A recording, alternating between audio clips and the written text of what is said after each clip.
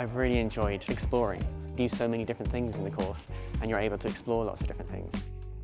I'm on the TV and film set design course in my third year, and at the moment we're on our major project adapting a book that hasn't already been visualised in film or TV ourselves into basically a film or a feature film. I'm adapting a book called Perdido's Street Station, a steampunk kind of book with lots of different kind of creatures and quite an alien world kind of set in a metropolis.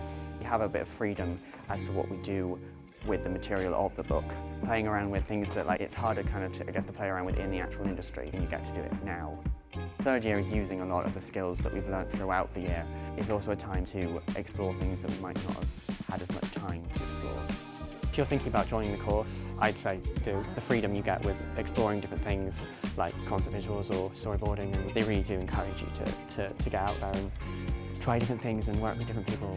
It is really good.